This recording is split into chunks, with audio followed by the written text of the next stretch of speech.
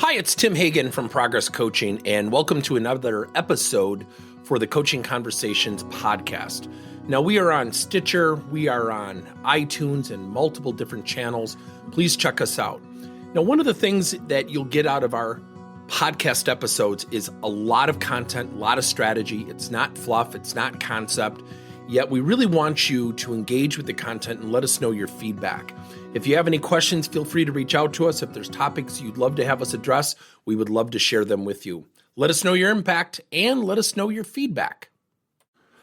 So what can we do to improve our conflict abilities, our ability to approach and receive? Let me start with approach. I would, again, continue to use permission plus the sword. Bob, do you mind if I share with you an opportunity? Language is important. Opportunity, perspective, insight. Stay away from the word feedback. It will trigger a negative reaction. It typically triggers, here it comes. Insight sounds different. Perspective, perception sounds friendlier. Do you mind if I share with you permission, the sword? Throw yourself on the sword. And I want to hear from you because the last thing I want to do is make assumptions because I think that would be terribly unfair to you. Now you're owning why you're approaching. You're not just putting them on the defensive. Doesn't mean they hug and kiss you. It means you've started off on a much better foot than leading with your emotion. When you're receiving conflict, deep breath, maybe even 2 more deep breaths, and looking at somebody and practicing this, really practicing this, and saying to the person, let me just digest this for a second. Do you mind if I just take about 30 to 45 seconds? Time does a wonderful thing in conflict.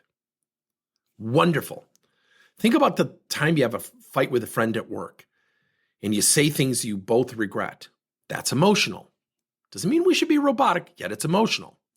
And then we see each other in the hallway and it's that clumsy, well, hi, John. Hey, look, I said some things the other day I didn't mean. And then he responds, yeah, I did too. I'm really sorry. What was the difference? What changed? Nothing except time. So when you slow down your reaction and you practice that and even ask a clarifying question, again, I like to stay away from the phrase, give me an example, because that typically triggers someone to have a rebuttal. What you want to do is ask something to the effect of, would you mind diving a little bit deeper? I don't want to make assumptions. Could you give me a little bit more context? Dive in a little bit deeper. Now, if you're that person responding to that, don't unload 3 examples, because that conditions the conversation to move in the direction of an argument. I'm going to one-up you. I'm going to prove you're wrong. It's tough. Conflict is tough. Approaching and receiving is tough. Now, the other thing I would encourage you to adopt is something that we have a whole program on that we call EAT feedback. EAT is embrace, ask, and tell. So when someone gives me feedback, what I do is I embrace and say, well, first of all, thanks for sharing it with me. I appreciate it. It seems corny. It seems trite. It seems over the top. Yet I will tell you, the minute you embrace, you've changed your frame of mind. You've absolved yourself, for the most part, of overly reacting emotionally. When you ask, you give that person an opportunity to clarify deeper. And the ask is, well, could you give me some suggestions of where you think I could improve? And all of a sudden they give you clarification and it's not as bad as you thought because you're more clear. The tell is, well, first of all, thanks for the feedback. I love your suggestions about what I could do better, let's say in my presentation skills. Let me tell you what I'm going to do with your feedback. You know what you do when you eat feedback? You invite that person to come back again. The worst thing that we can hear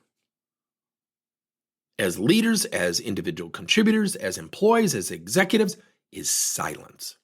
The minute you have silence, you'll never know where you stand.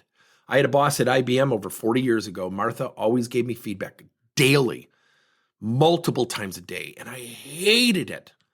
And I'll never forget this. 40 years later, she said to me, when it's quiet, you'll never know where you stand. And that's an uneasy feeling. We assume we're doing great, but maybe people have just gotten tired of giving you feedback because you've pushed back so hard. They're just tired of doing it. I'll never forget that. Now, does that mean I love feedback? Does that mean I don't get defensive? Of course I do. We all do. We're humans.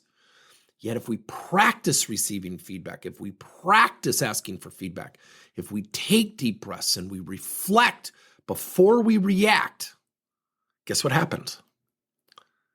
things get a lot better. Good luck.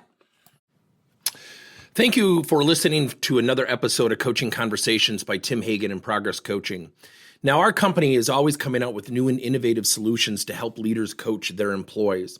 And recently, we just created a new service called Coach to You, where leaders can pick and choose topics and assign 7 to 21 day programs for employees to learn and, more importantly, apply actions and then reflect and share what they're going to do going forward as a result of the learning.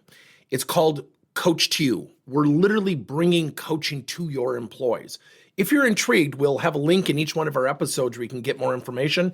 And again, thank you so much for listening to another episode.